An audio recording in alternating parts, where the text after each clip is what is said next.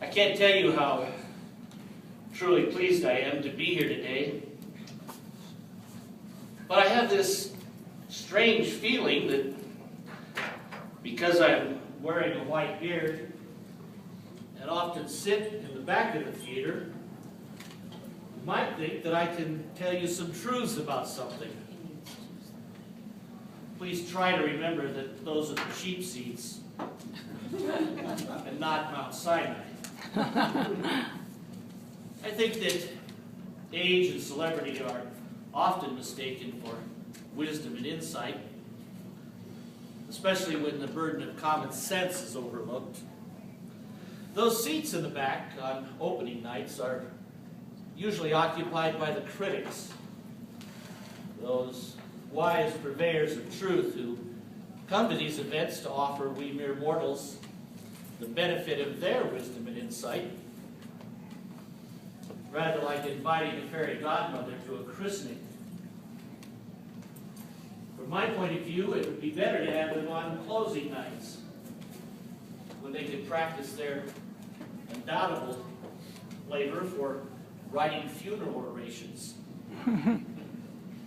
I've come here today to relate a few stories of my life, my work, and some people I've known and loved, but with no pretense of having changed the world or even made it a better place.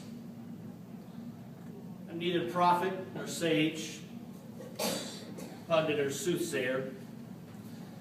I'm only an actor, a mere storyteller. Maybe not a very good one, but that's what I am. I've spent my life as a storyteller, in theater, on radio, and in motion pictures. I've always loved a good story, especially ones that are rooted in truth and include this storyteller in a prominent role. In the beginning, there was Kenosha.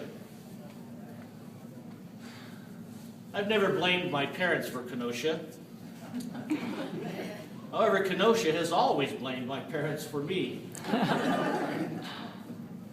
My mother was a professional musician who taught me to read when I was 3, and to play the piano and violin before I was 5. Then she trotted me out to perform in some recital or concert, sometimes as far away as Madison and Milwaukee. She even arranged for me to conduct a symphony orchestra for 3 nights in Chicago when I was 7. I was one of those dreadful little creatures with a baton and tailored tuxedo who went about directing adults as if by some grand entitlement. The word genius was whispered to me as I lay mewling in my crib, and it wasn't until middle age that I even considered that I might not be one. My father was an inventor and a businessman who provided well for his family. However, they separated and divorced when I was 6, and my mother took me to live in Chicago, where she hoped to resume her musical career. She died when I was 9, and I stopped playing music immediately, possibly out of the shock or trauma of her passing, but more likely out of the sheer laziness of not having to practice those scales for hours on end. I was sent to live with my father, who by now had taken up residence in a suite of rooms at the Bismarck Hotel in Chicago. I barely knew my father, but found him to be an intelligent and extremely gregarious gentleman who numbered among his many acquaintances several prominent men of his era. Men who knew the loneliness of achievement and enjoyed the camaraderie of the like-minded. I recall a publisher named Hearst, an imposing figure with a high unicorn overjoyed voice, who seemingly valued my father's friendship. There were writers, men of letters, among them the contributing editor to the New Yorker magazine, Mr. Alexander Wolcott, University of Chicago's playwright and author, Thornton Wilder, and the great Booth Tarkington, whose finest work, in my opinion, I would years later hope to honor with my second motion picture. I suppose that the die was cast when I was 13, and my father managed to acquire 2 rather good tickets to an opening of Hamlet. He dined early that evening and took a taxi to the theater, my father instructing the driver to drop us at the stage entrance. When we arrived, my father presented his card to the man at the door, along with one of his favorite cigars, a brand he'd long insisted had been named for him, the Dick Wells. Well, the man thanked my father and motioned in the direction of the dressing rooms. And as we made our way up that narrow, crowded corridor, my father appeared to me as some visiting dignitary. His bowler hat squarely upon his head, his gloved hands grasping his cane, his long velvet-collared overcoat flowing along behind him, revealing the ever-present spats marking his progress. My father continued to wear spats long after they had been abandoned by style, perhaps in reference to some finer days. We reached a door marked with a large gold star and the name Mr. Barrymore painted in some flamboyant script.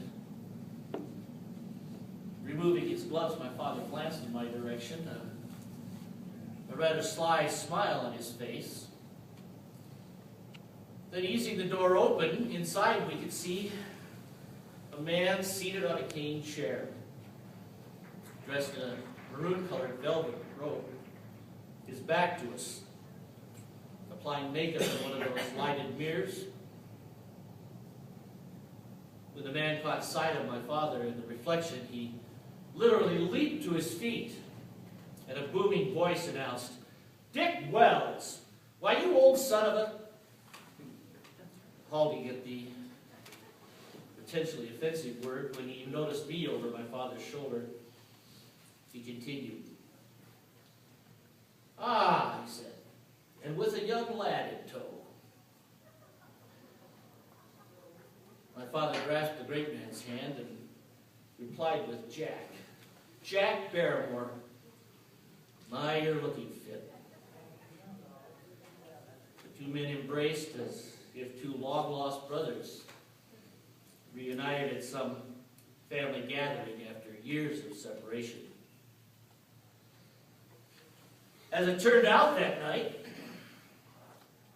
through the courtesy of Mr. Barrymore and the obvious influence of my father, I would appear on stage in a speechless role as Page. At one point in the show, I was to provide Mr. Barrymore with a goblet of some red liquid, and as he turned to receive it, he moved his face away from the audience and winked at me, granting an approval. When the play was over, we all lined up in front of the curtain, and Mr. Barrymore took several much-deserved bows to a standing ovation. But to my surprise, he came over and took me by the hand and brought me forward to share with him his final bow. Well, I was hooked. For the rest of my life, I would seek but seldom find that feeling of elation that comes with knowing you have met some audience expectation of being entertained although I was certainly not fool enough on this occasion to believe it had been by my hand. Back in the great man's dressing room, a gaggle of reporters had gathered and were volleying questions. "What do you think of the Chicago audience?" they said. "Do you plan to make any more movies? What about your brother Lyle and your sister Ethel? Is it true that they're going to be coming to Hollywood to make a film with you?" One of the reporters in the back inquired as to the identity of the young man with whom he'd shared that final bow. Was he perhaps yet another Barrymore, destined for greatness on the American stage? Well, the great man threw back his head and burst into laughter. "The secret is out," he said. "The young man in question is none other than the illegitimate offspring of my sister Ethel." And the Pope. Well, the room erupted in laughter, but there was not a voice to be heard above that of my father, who seemed to have enjoyed the little joke even more than Mr. Barrymore himself. My father died when I was 15, and my world would never again be quite the same. Oh, I know all those stories out there about his eccentricity and his fondness for spirits, but I choose to remember him for his grace and his charm and his love of life. And perhaps if his detractors had known him as I did, his memory would be less demeaned and possibly even revered, as should it be. My career in theater began when I was 16 in Dublin, Ireland, and progressed back here in America with Catherine Cornell's repertory troupe. And when I partnered with John Houseman, a short, stocky, balding, 34-year-old Alsatian, I was only 19. We worked together at the Federal Theater Group and eventually formed our own Mercury Theater. I did a little radio, too. Started when I was 19 as an unbilled player in New York City. And in 1937 was granted the then vacant part of Lamont Cranston on the popular Blue Coal Shadows thriller. Then in 1938, the Mercury Theater was offered the spot vacated by the Lux Radio Theater as a summer replacement. So we became the Mercury Theater on the air. And of course, you know of the notorious War of the Worlds broadcast from October that year. It would be the movies that would both capture and eventually break my heart. I went to Hollywood in 1939 when I was 24. My contract was with RKO for 2 movies, which I was to write, direct, produce, and star in. The contract was negotiated in New York. And since I didn't much want to make a movie, I pretty much got everything I wanted. There was a little money, and I had to agree to the budgetary process, but mostly I got control, total creative control. No one since von Stroheim had been given that much freedom. The studio wasn't even allowed to see the rushes without my approval. I wanted to make The Heart of Darkness, Joseph Conrad's classic novella from the late 19th century about the ivory trade in Africa. I spent nearly a year writing the script, designing sets, picking costumes. I wanted to bring my Mercury people out from New York because I thought that faces that hadn't been